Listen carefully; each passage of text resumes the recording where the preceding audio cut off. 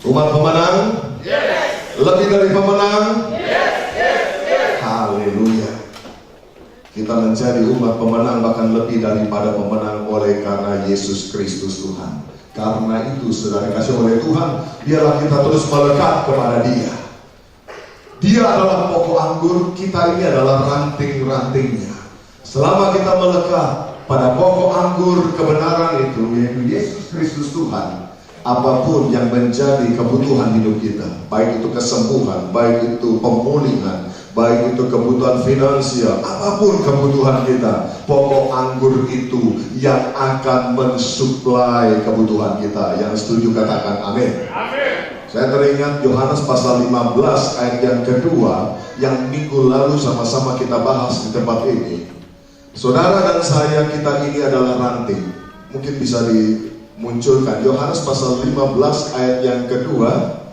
Saudara dikasih oleh Tuhan, dikatakan di dalam pasal yang pertama bahwa akulah pokok anggur dan Bapakulah pengusahanya. Lalu dikatakan setiap ranting yang ada padaku, setiap ranting padaku yang tidak berbuah dipotongnya, dan setiap ranting yang berbuah dibersihkannya supaya ia lebih banyak berbuah. Saudaraku, pada waktu saya mempelajari tentang ayat ini, kata dipotongnya di dalam bahasa Inggrisnya menggunakan kata take away. Tapi saya lihat dalam bahasa aslinya itu menggunakan dalam bahasa Yunani airo. Airo. Katakan bersama dengan saya. Airo. A-I-R-O. Airo. Airo itu artinya to lift up. Artinya apa? Setiap ranting padaku yang tidak berbuah diangkatnya, dan setiap ranting yang berbuah dibersihkannya supaya ia lebih banyak berbuah.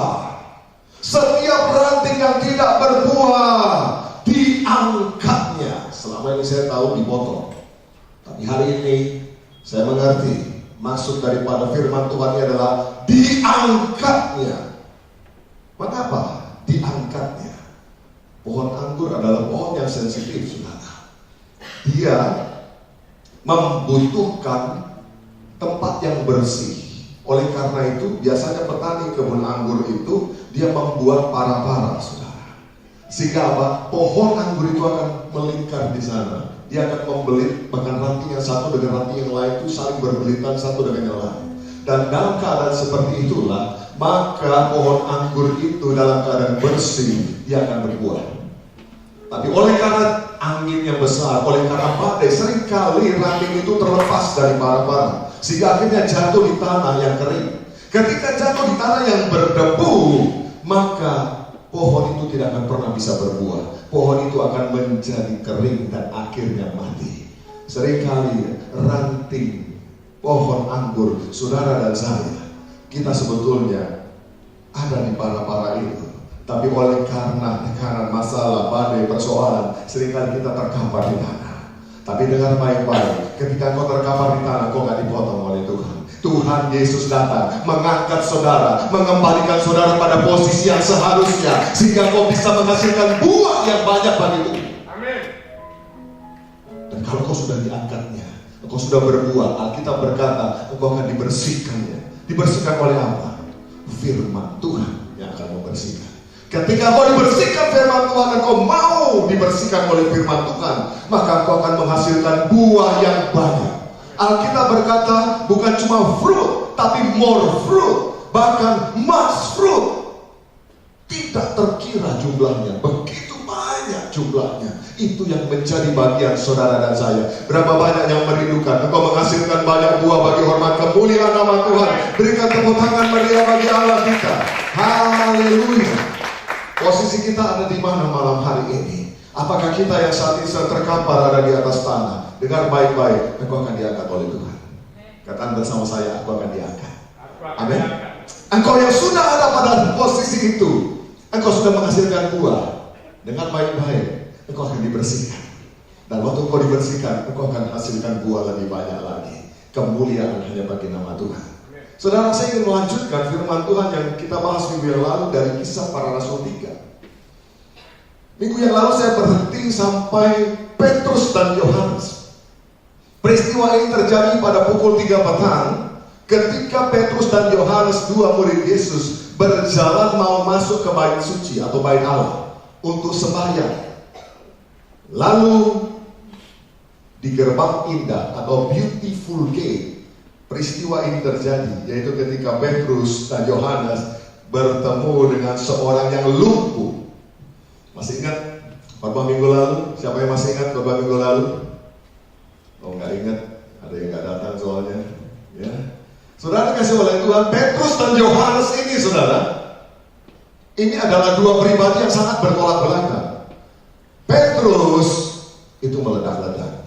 Mohon maaf, orang belum selesai bicara, dia sudah bicara. Yesus belum selesai bicara, dia sudah bilang, sekali-kali itu tidak akan menimpa engkau, guru. Yesus bilang begini, jangan kau iblis. Artinya apa? Kau salah ngomong. Engkau satu bangku sandungan bagiku. Itulah ciri daripada Petrus.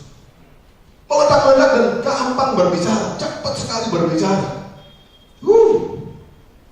Ketika Petrus dengan Yesus ada di Taman Getsemani, lalu pasukan imam besar itu datang, dipimpin oleh Malkus. Yesus tak bilang apa-apa. Yesus tenang-tenang saja. Petrus langsung mengeluarkan pedangnya, lalu dia potong telinga Malkus. Lepas, saudara. Lalu copot betulan. Apakah Yesus setuju? Nah, Yesus ambil telinganya, dipasang lagi. Kalau Yesus setuju, Petrus lakukan itu nggak perlu dipasang lagi. Tapi karena dia nggak setuju, bukan itu caranya, dia pasang lagi. Petrus ini gampang sekali, saudara, bertindak cepat. Tapi Yohanes, tidak ada namanya Yohanes, ada Pak Yohanes. Haleluya. Yohanes itu tenang, saudara. Ya. Orangnya tenang. Ketika orang berdebat soal siapa pengkhianat pada perjamuan malam terakhir, orang berdebat siapa yang mengkhianati Yesus, Yohanes ini nggak ngomong apa-apa, cuma taruh kepalanya di dada Tuhan Yesus. Luar biasa, saudara. Wow. Dua pribadi yang sangat bertolak belakang, tapi mereka bersama-sama melayani Tuhan. Mereka berjalan bersama-sama dan mujizat Tuhan terjadi. Mencari pasangan belum tentu harus sama, saudara. Termasuk dalam pelayanan, termasuk dalam kehidupan kita. Rekan sekerja, misalnya Tuhan taruh orang yang berbeda, tapi dengar baik-baik. Ketika Tuhan tempatkan kita menjadi satu tim, satu pasangan, Tuhan akan bekerja melalui pasangan itu. Ada kemuliaan yang akan dinyatakan kalau kita sungguh-sungguh ada pada posisi kita. Amin.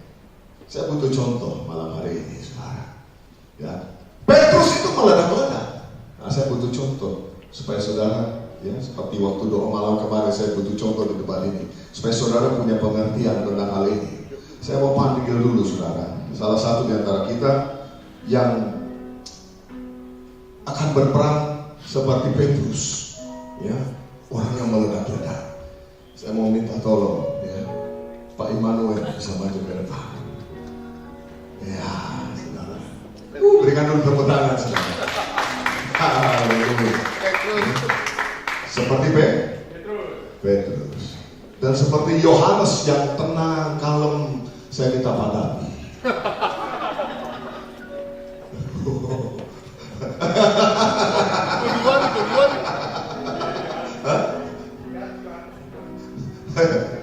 Boleh. Iya kan? Nah, saudara. Oh, haleluya. Ya. Ini dua Petrus. Ini 1 Yohanes pasal 3. Nah, saudara. Petrus, kira-kira seperti Yohanes lagi ada nggak? Pak Dani. Mari Pak Dani. Yohanes ini cocok sekali. Haleluya. Saudara dikasih oleh Tuhan. Tadi waktu saya panggil orang-orang ini, saudara, beberapa di antara saudara mengenal dengan baik mereka. Sehingga apa? Saudara mulai tertawa. Saya mau tanya dulu, yang tertawa tadi, kenapa tertawa? Worship leader ketawa paling keras. Ya. Kenapa Bu tertawa? Bisa beri penjelasan sedikit? Tidak apa, ya? Oh, ketukar. Ketukar ya? Coba kita lihat, ketukar mana nih? Saudara dikasih oleh Tuhan, orang yang mengerti tertawa. Kenapa? Oh, ini pasti tertukar, ini pasti sutradaranya salah nih. Pasti sutradaranya nggak ngerti nih tentang karakter. Yang seharusnya jadi Petrus malah ditaruh jadi Yohanes, yang seharusnya jadi Yohanes malah ditaruh jadi Petrus. Saudara kau yang tidak mengenal, saya mau beritahu, dua saudara ini, ya kalau nggak diajak ngomong, saudara nggak ngomong, diajak ngomong pun diam aja, saudara. Ya, ini saking tenangnya ini, ya. Bapak-bapak berdua ini tenang sekali. Ada badai tufan pun belum lari, saudara. Ya tenang, ya, saudara.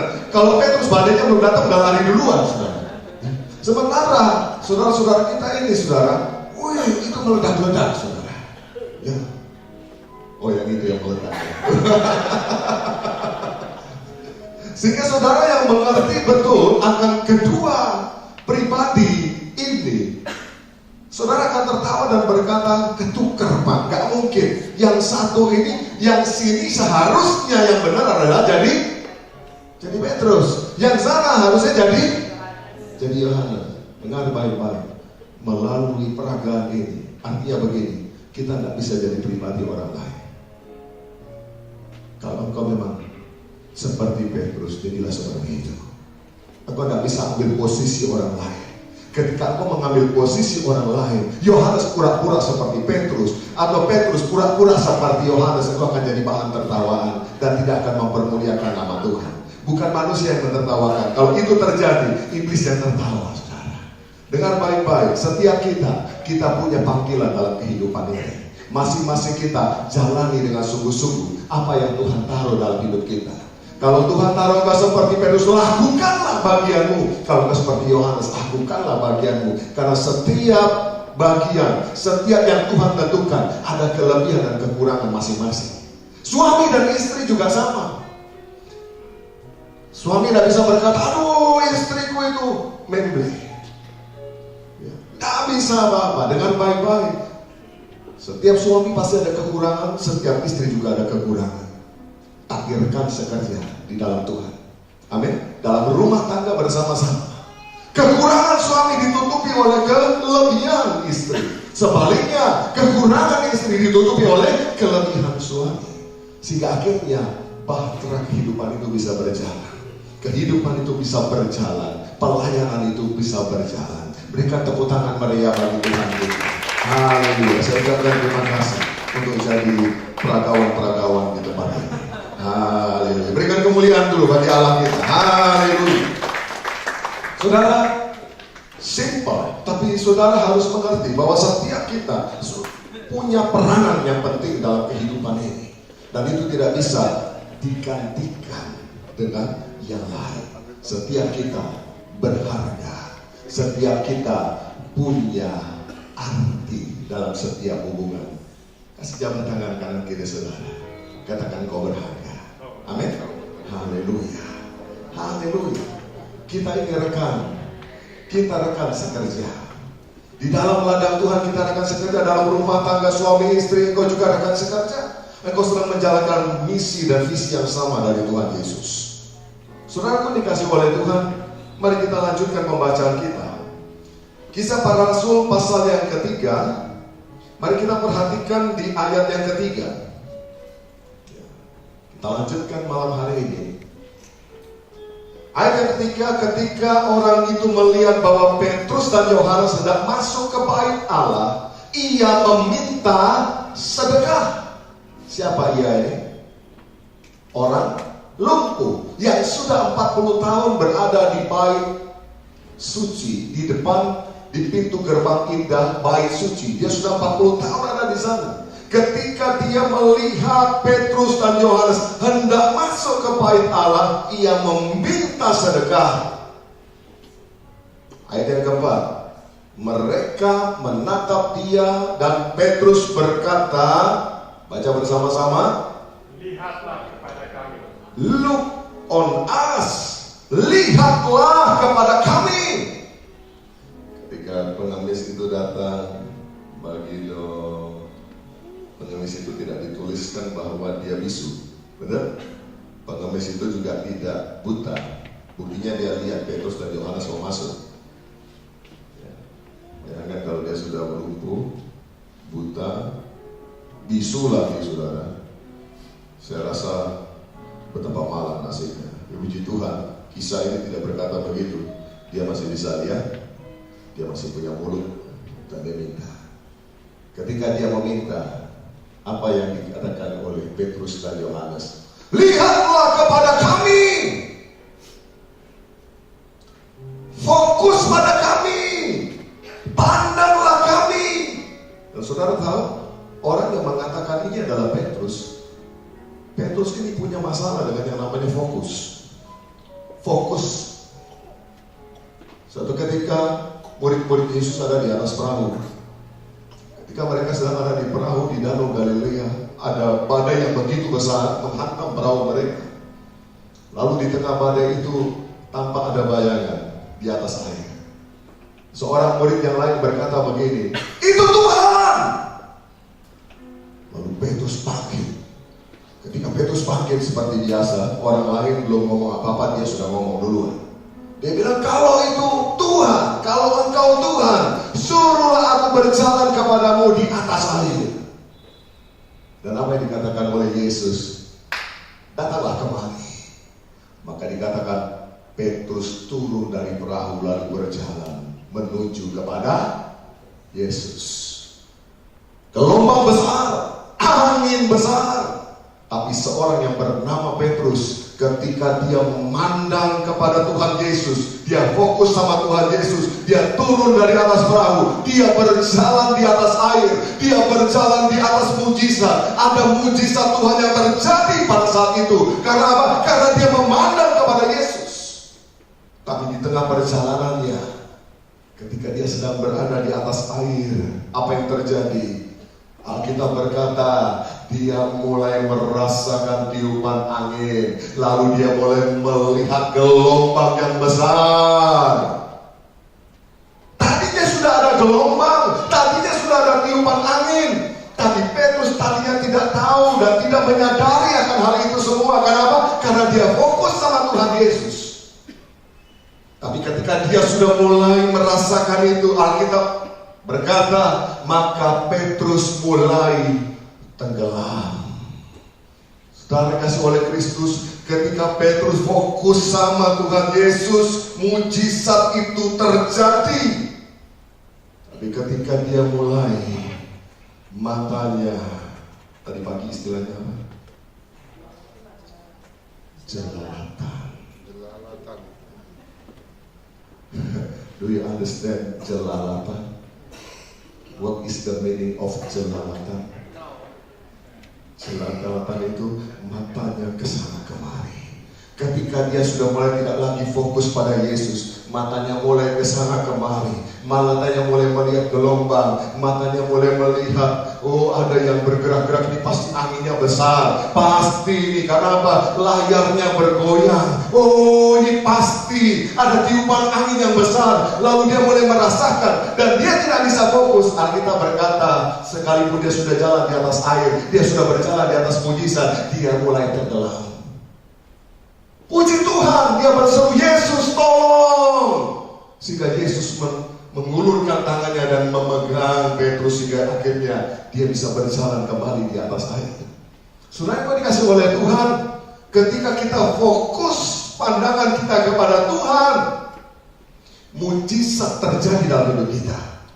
Dan ketika mujizat itu sudah terjadi, mata kita tidak jelalatan, maka kita akan terus berjalan dalam mujizat itu. Mujizat itu tidak akan berakhir dalam hidup kita. Itu akan mengikuti kita seumur hidup kita. Kemanapun kita pergi, Alkitab berkata, kebajikan dan kemurahan belaka akan mengikuti saudara dan saya. Amin. Kemanapun seumur hidup. Karena itu katakan bersama saya, kita harus fokus. Amin. Termasuk malam ini, fokus dengan firman Tuhan. Amin. Jangan jelalatan. Ada banyak orang pergi ke gereja mulai jelalatan. Kenapa? Karena yang Si doi kemana? Kok belum datang ya? Dulu zaman saya masih remaja, kalau kita pergi gereja, ya, kadang kita nggak tahu pendeta itu buat apa. Kita nggak tahu, saudara. Kita pikir pendetanya nggak bisa khotbah. Ternyata sekarang saya baru tahu, bukan pendetanya nggak bisa khotbah, saya nggak fokus, saudara. Benar? Kenapa, saudara? Karena begitu datang, si itu udah datang belum ya? Duduknya di mana ya? Zaman dulu nggak ada BBM, saudara. Kalau sekarang masih bisa BBM, lo duduk di mana? Kan gitu, saudara. Kalau zaman dulu nggak bisa. Jadi yang masih jalan mata. Waktu mata kita jelalatan, firman yang menghidupkan itu lewat begitu saja. Fokus sama Tuhan. Katakan bersama saya, fokus pada Tuhan. Fokus pada Tuhan. Petrus dan Yohanes melihat kepada orang yang lumpuh itu dan berkata, "Look on us. Lihatlah kepada kami." Petrus punya pengalaman tentang mujizat. Petrus punya pengalaman tentang fokus. Itulah sebabnya dia berkata, "Lihatlah kepada kami." Lalu orang itu menatap mereka dengan harapan. Kalau dimunculkan, orang itu menatap mereka dengan harapan akan mendapat sesuatu dari mereka. Lihat, saudara, orang lumpuh ini pandang Petrus dan Yohanes saja punya harapan. Bagaimana dengan kita? Ketika kita fokus memandang kepada Tuhan, ada nggak pengharapan dalam hati kita? Seringkali kita datang sama Tuhan nggak punya pengharapan. Halo, percaya sama Tuhan, yes, tapi miliki juga pengharapan. Karena iman, harap, kasih itu bekerja bersama-sama. Amin. Engkau boleh punya iman, percaya, tapi miliki juga pengharapan. Malam ini, saya mau tanya kepada saudara yang hadir malam ini, berapa banyak kau memiliki pengharapan malam ini? Pengharapan akan sesuatu yang baik terjadi dalam hidupmu. Pengharapan bahwa dia akan menyelesaikan persoalanmu. Pengharapan bahwa dia akan menyembuhkan engkau. Pengharapan bahwa rumah tanggamu akan dipulihkan. Pengharapan bahwa keluargamu akan baik. Oh, tepuk tangan meriah bagi Allah kita. Ketika orang datang kepada Tuhan, bukan hanya dengan iman, tapi juga harus memiliki pengharapan itu. Dan pada akhirnya, kasih kepada Tuhan. Iman, pengharapan, dan kasih. Orang ini memandang kepada Petrus dan Yohanes. Dia berharap sesuatu. Apa yang diharapkan? Apa yang diharapkan? Duit, saudara. Dia cuma berharap duit. Tapi lihat baik-baik. Ayat yang ke-6, Petrus berkata, "Emas dan perak tidak ada padaku, tetapi apa yang kupunyai kuberikan kepadamu. Demi nama Yesus Kristus orang Nazaret itu, berjalanlah." Apa yang diharapkan oleh orang itu, ternyata hari itu Tuhan beracara, mujizat terjadi. Saudara, mujizat itu kalau mau terjadi, Tuhan mau buat mujizat dalam hidup saudara, itu tiba-tiba, saudara. Tidak pakai pemberitahuan dulu. Saudara-saudara, besok aku akan bikin mujizat. Tidak, saudara. Tuhan kalau mau bikin mujizat, seketika itu juga terjadi. Amin. Malam hari ini, engkau punya pengharapan. Mungkin pengharapanmu sekian. Pengharapan mungkin sekian. Dengar baik-baik. Tuhan bikin mujizat. Sesuatu terjadi di atas sana, saudara. Engkau cuma sampai di sini. Dia bikin sesuatu yang besar di atas sana. Berapa banyak di antara saudara siap menerima sesuatu yang besar dari Tuhan malam ini? Berapa banyak siap menerima mujizat Tuhan yang besar malam ini? Berikan sorak-sorai kemuliaan bagi nama Tuhan. Haleluya. Memang pengharapan kita terbatas, karena manusia kita terbatas. Tapi dengar baik-baik, Allah kita tidak terbatas. Orang ini cuma minta duit. Orang ini cuma minta sekedar belas kasihan atau sedekah. Tapi hari itu Tuhan beracara, emas dan perak tidak ada padaku, kata Petrus. Karena memang kenyataannya dia gak punya. Betul? Karena Tuhan jangan berdoa kalau punya emas dan perak. Berkata emas dan perak tidak ada padaku, padahal punya cincin emas, punya kalung emas. Emas dan perak tidak ada padaku, tapi apa yang kupunyai kuberikan kepadamu. Apa yang Petrus dan Yohanes punya? Power. kuasa. Firman Tuhan berkata, kamu akan menerima kuasa kalau Roh Kudus turun ke atas kamu. Dan itulah yang diberikan oleh Petrus dan Yohanes kepada orang lumpuh itu. Yang aku punyai adalah kuasa. Kamu akan menjadi saksiku di Yerusalem, di Yudea, di Samaria, sampai ke ujung bumi. Ini belum jauh, ini masih di Yerusalem, saudara. Jadi kuasa Tuhan dinyatakan. Baik, mari kita lanjutkan. Malam hari ini ayat yang ke-7. Lalu ia memegang tangan kanan orang itu dan membantu dia berdiri. Seketika itu juga kuatlah kaki dan mata kaki orang itu. Ia meloncat berdiri, lalu berjalan kian kemari dan mengikuti mereka ke dalam bait Allah, berjalan dan melompat-lompat serta memuji Allah. Kekasih Kristus, Petrus dan Yohanes tidak cuma sekedar berdoa. Saya percaya waktu mereka berkata demi nama Yesus orang Nazaret itu berjalanlah, kuasa itu sudah mengalir. Saya percaya kuasa itu sudah turun atas orang lumpuh tadi. Sudah masuk dalam diri orang itu. Karena firman Tuhan berkata, apa yang kau ucapkan di hadapanku, aku melakukan bagimu. Ketika kau berkata, ya, firman disertai dengan iman, percaya, dan pengharapan, itu powerful, saudara. Saudara pernah dengar, ya, iman timbul dari pendengaran oleh firman Kristus. Ini iman sudah ada, firman ada, diucapkan bersama dengan iman, powerful, saudara. Ada sesuatu yang besar terjadi. Saya percaya orang itu sudah mengalami kesembuhan. Tapi Alkitab berkata ia, yaitu Petrus, memegang tangan kanan orang itu dan membantu dia berdiri. Seketika itu juga kuatlah kaki dan mata kaki orang itu. Perlu dibantu. Ini yang saya mau katakan, ini pelayanan penopang. Apakah orang yang lumpuh tadi berjalan karena dipegang tangan kanannya? Tidak. Karena kuasa daripada Tuhan. Betul? Kuasa itu sudah turun, tapi dibantu. Mengapa kau harus dibantu, saudara? Orang ini 40 tahun belum pernah tahu yang namanya berdiri di atas kaki sendiri. Orang ini 40 tahun, dia punya harapan yang salah, dia punya motivasi yang salah, dia punya alasan yang salah, berada di bait suci. Dia sama sekali tidak tahu bagaimana menggunakan kuasa yang Tuhan berikan, bagaimana dia bisa berjalan, dia nggak tahu. Oleh karena itu, Petrus memegang tangan kanannya. Ya kan? Berat nggak sih?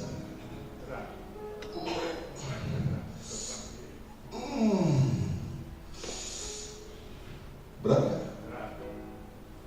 Berat, saudara. Orang ini nggak tahu caranya berdiri kok. Kalau saudara, saya datangi, saya pegang lalu berdiri, langsung berdiri, enteng saudara. Kenapa? Saudara udah biasa berdiri, saudara udah biasa lari malah. Tapi orang ini belum. Dia malah mungkin takut jatuh, saudara. Betul? Orang yang baru belajar. Ya, di sini banyak yang punya anak kecil. Saya ingat dulu waktu saya punya anak masih kecil, mulai belajar. Ya, sekarang sudah segede itu. Ada di belakang. Dulu masih kecil, saudara. Ya.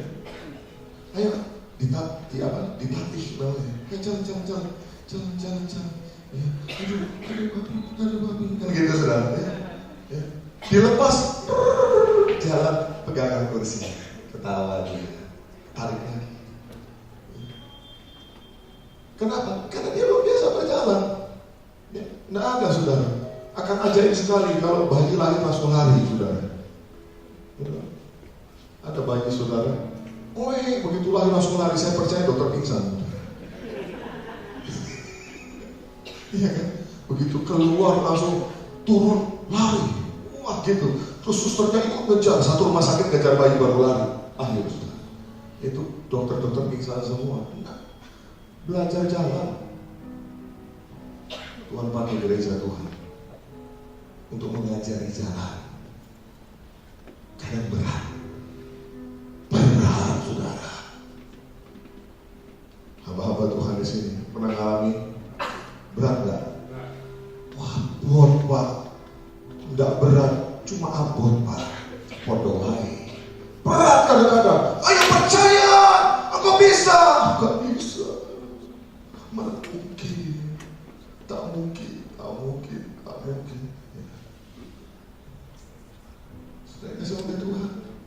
Berat. Tapi itulah pelayanan kita. Amin. Rekan sekerja. Amin. Itu pelayanan. Petrus dan Yohanes mewakili gereja Tuhan. Diangkat. Berat. Tapi ketika dipegang, menjadi kuat mata kakinya. Dan orang itu mulai berdiri. Ayat yang ke-8, coba perhatikan. Ia melonjak berdiri lalu berjalan kian kemari dan mengikuti mereka ke dalam bait Allah. Berjalan dan melompat-lompat serta memuji Allah. Oh, haleluya. Saudara dikasih oleh Kristus, orang ini sekian lama hanya mampir di depan bait suci. Tidak ketemu dengan Tuhan. Dia cuma ada di depan. Tapi hari itu sejarah membuktikan dia akhirnya masuk ke dalam bait Allah. Dan ketika dia masuk ke dalam bait Allah, Alkitab berkata orang ini berjalan dan melompat-lompat serta memuji Allah. Di mana dia belajar berjalan dan melompat-lompat serta memuji Allah? Bukan di halaman, tapi di dalam bait suci. Kekasih Kristus, ada begitu banyak orang lumpuh. Mereka datang ke gereja Tuhan cuma sampai di halaman. Mereka tidak datang ketemu dengan Tuhan. Tidak berarti mereka selalu harus ada di depan. Tidak. Terkadang fisiknya memang ada di dalam, tetapi mereka belum ketemu dengan Tuhan. Mereka datang lumpuh, pulang juga tetap lumpuh. Mereka datang dalam keadaan kesukaran, mereka pulang juga tetap dalam keadaan kesukaran. Karena apa? Mereka belum bertemu dengan Juru Selamat. Mereka belum bertemu dengan Tuhan. Dengar baik-baik. Hari-hari ini waktu-waktu pemulihan daripada Tuhan. Living for God, hidup bagi Tuhan, itu dimulai dengan yang namanya pemulihan. Katakan bersama saya, pemulihan. Karena ada banyak orang lumpuh dipulihkan. Kalau kita berbicara lumpuh, bukan hanya lumpuh secara jasmani, tapi lumpuh rohaninya. Seperti ranting tadi mungkin tergeletak di atas tanah. Lumpuh rohaninya. Mungkin lumpuh dalam rumah tangganya, lumpuh dalam keluarganya, mungkin lumpuh dalam bisnisnya, dalam hal keuangannya. Dengar baik-baik, hari-hari ini pemulihan terjadi. Tuhan menyediakan pemulihan yang besar bagi kita semua. Yang percaya bersama dengan saya katakan amin. Kekasih Tuhan, itu yang dilakukan. Orang ini kemudian belajar melompat, belajar memuji Allah di mana? Di dalam bait suci. Petrus dan Yohanes, saya percaya itu menjadi teladan bagi dia. Petrus dan Yohanes menjadi gembala bagi dia. Amin. Dahsyat gereja Tuhan akhir zaman. Bisa dibayangkan kalau dalam gereja Tuhan, wah, banyak orang yang lumpuh datang. Ya. Hamba-hamba Tuhan, gereja Tuhan harus siap. Amin. Kau siap pakai Tuhan? Amin. Saya jadi ingat tentang kisah dalam perjanjian lama tentang Daud. Apa yang dialami oleh Petrus dan Yohanes menghadapi yang namanya orang lumpuh. Ini baru satu loh, saudara. Daud itu menghadapi orang lumpuh banyak, saudara. Di dalam 1 Samuel 22 ayat yang pertama sampai dengan ayat yang kedua, ketika Daud itu dikejar-kejar mau dibunuh oleh Saul, dia bahkan sempat mampir ke Filistin. Tapi di depan Raja Akis dia berpura-pura gila. Dan sesudah itu dia melarikan diri, sampailah dia ke gua yang namanya Gua Adulam. Kita berkata di dalam 1 Samuel 22 ayat yang pertama sampai dengan ayat yang kedua. Coba kita baca. Lalu Daud pergi dari sana dan melarikan diri ke Gua Adulam. Ketika saudara-saudaranya dan seluruh keluarganya mendengar hal itu, pergilah mereka ke sana mendapatkan dia. Ayat yang kedua, baca bersama-sama. Berhimpunlah juga kepadanya setiap orang yang dalam kesukaran, distress, troubles, dalam kesukaran. Lalu dikatakan apa? Setiap orang yang dikejar-kejar tukang piutang, lumpuh secara finansial, dikejar tukang piutang, dikejar tukang tagih. Karena apa? Nggak bisa bayar utang. Datang ke sana. Lalu apa? Setiap orang yang sakit hati. Hati-hati, ternyata sakit hati itu juga salah satu kelumpuhan. Betul? Jagalah hatimu dengan segala kewaspadaan, karena dari situlah terpancar kehidupan. Artinya kalau orang tidak menjaga hatinya, ada sakit hati di sana, berarti tidak ada kehidupan dalam hidup orang itu.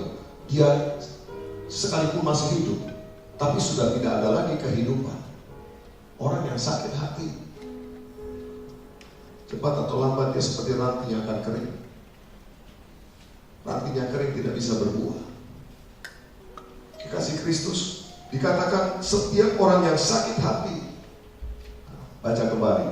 Maka Daud menjadi pemimpin mereka.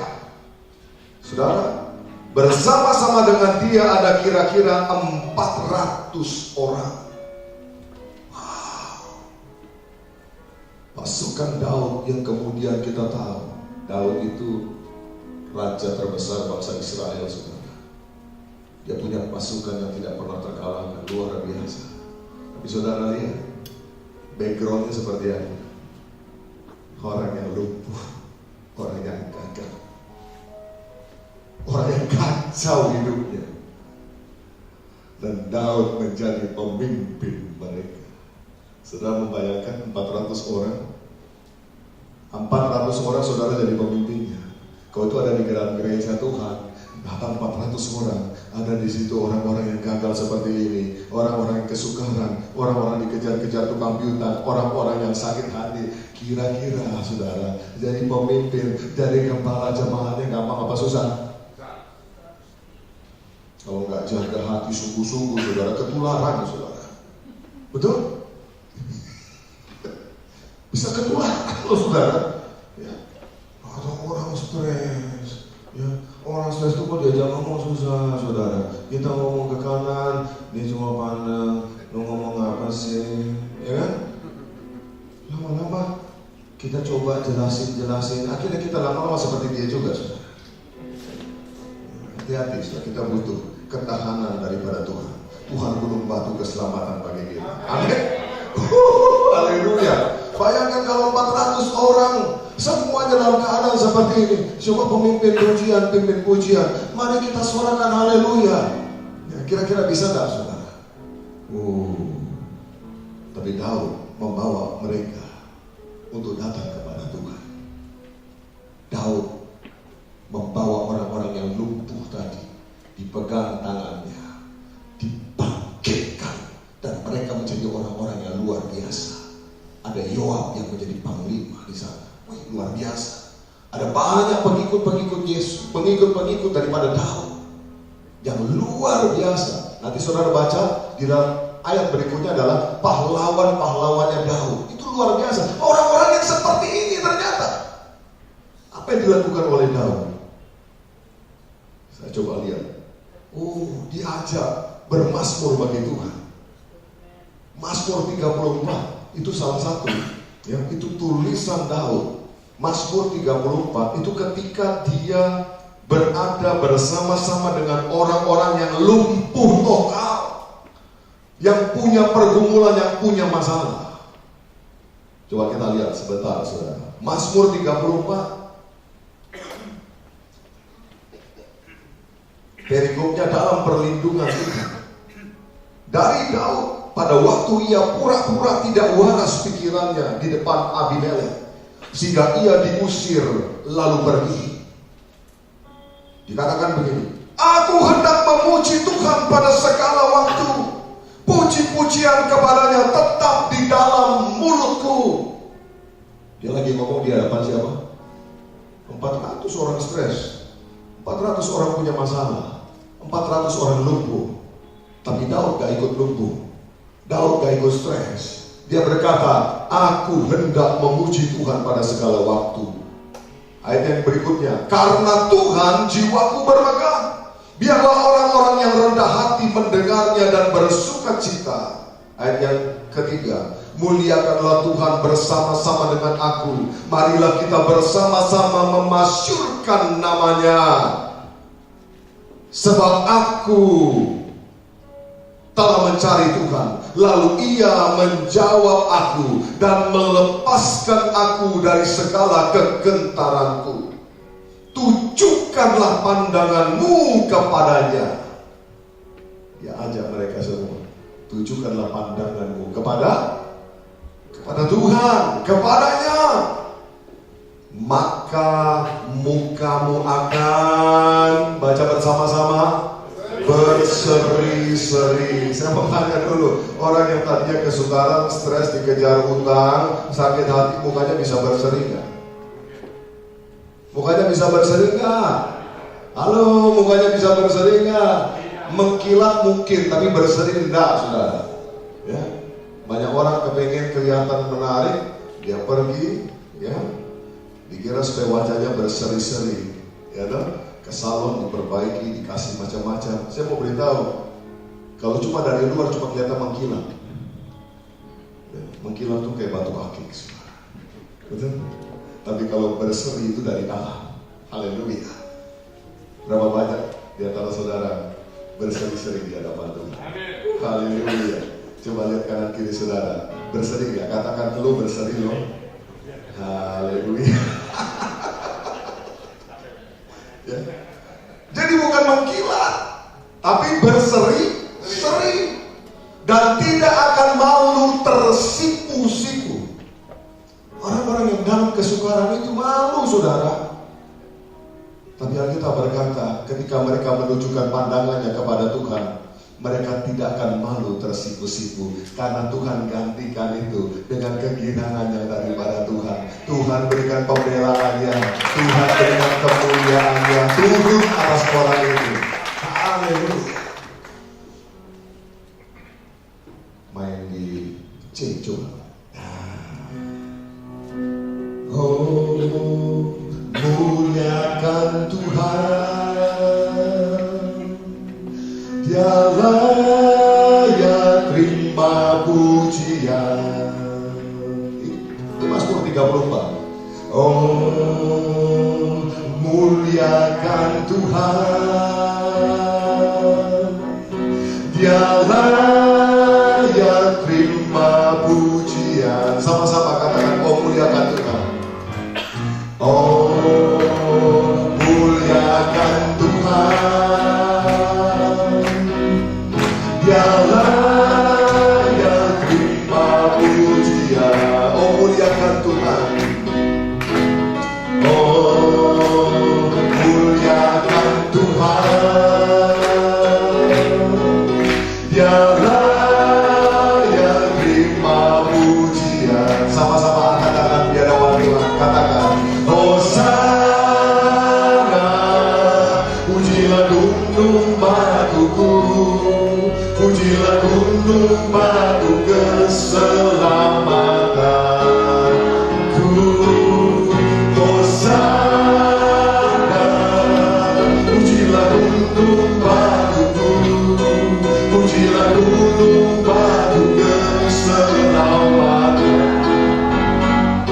Saudara, kita nyanyi di gereja, enak ya, karena kita sudah berseri-seri semua. Tapi bayangkan pada waktu itu Daud memimpin ini di hadapan 400 orang yang sedang menghadapi kesukaran. Tapi kuasa pujian itu luar biasa. Ketika kita memuji Allah, maka Tuhan sendiri berdaulat, Tuhan sendiri bekerja. Sebab Dia berkata di atas puji-pujian penyembahan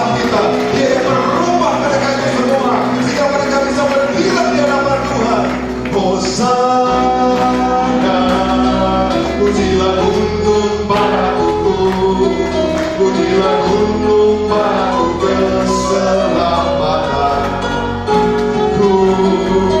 Hosana, pujilah gunung batuku, pujilah gunung batu keselamatan. Satu kali lagi, bilang haleluya. Hosana, lambaikan tanganmu di hadapan Tuhan.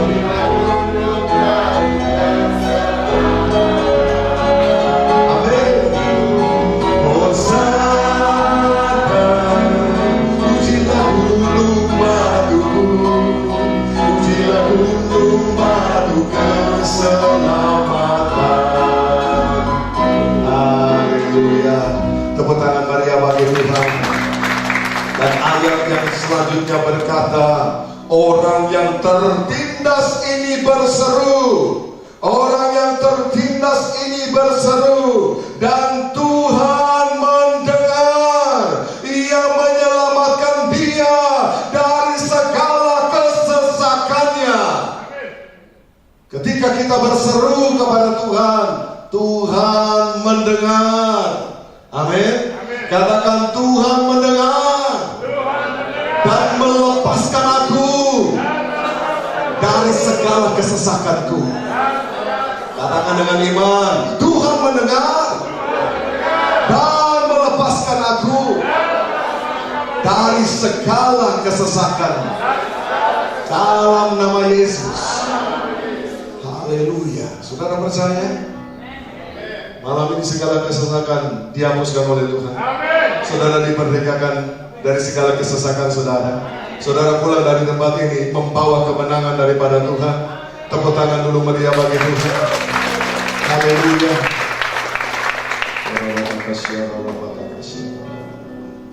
Ayat terakhir saudara, Kisah 3 tadi, ayat yang ke-11 sampai 13. Karena orang itu tetap mengikuti Petrus dan Yohanes, maka seluruh orang banyak yang sangat keheranan itu datang mengerumuni mereka di serambi yang disebut serambi Salomo. Ayat 12. Petrus melihat orang banyak itu lalu berkata, hai orang Israel, mengapa kamu heran tentang kejadian itu? Dan mengapa kamu menatap kami seolah-olah kami membuat orang ini berjalan karena kuasa atau kesalehan kami sendiri? Ayat 13. Allah Abraham, Ishak dan Yakub, Allah nenek moyang kita telah memuliakan hambanya, yaitu Yesus. Katakan bersama saya, Yesus. Lebih keras lagi katakan, Yesus yang kamu serahkan dan tolak di depan Pilatus, walaupun Pilatus berpendapat bahwa ia harus dilepaskan. Kekasih Kristus, orang banyak terheran-heran. Petrus dan Yohanes, gereja Tuhan, jemaat Tuhan, hamba Tuhan, mengerti betul. Semua bukan karena kuat gagah manusia, semua bukan karena kuasa dan kesalehan Petrus dan Yohanes, tapi semua itu karena kuasa Yesus Kristus Tuhan. Amin. Dialah Tuhan dan Juru Selamat. Amin. Dia yang mengerjakan itu semua. Yesus itu 100% Allah, 100% juga manusia.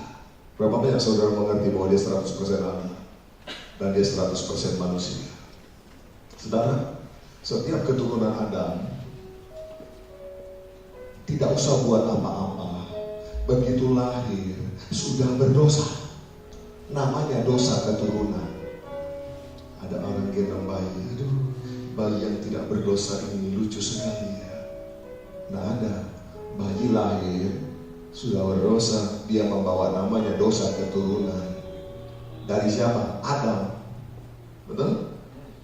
Saudara, itulah sebabnya Yesus tidak pernah disebut keturunan Adam, kan? Dia lahir, dia dikandung daripada Roh Kudus, bukan karena benih laki-laki, bukan karena benih Yusuf, tapi dari Roh Kudus. Tuhan tahu di dalam rahim Maria. Kalau ada yang berkata, tentu saja di dalam perut atau rahim Maria terjadi dong pertemuan antara bayi Yesus dengan Maria melalui plasenta. Saya tadi malam membaca tentang plasenta. Ternyata saudara, darah bayi dengan darah ibunya itu tidak ada kaitan sama sekali, saudara. Seandainya setiap bayi dapat darah dari ibunya, maka darah bayi itu pasti selalu sama dengan darah ibu. Betul nggak? Faktanya adalah tidak demikian. Karena darah dan peredaran darah ibu dengan darah dan peredaran darah janin itu dua hal yang berbeda.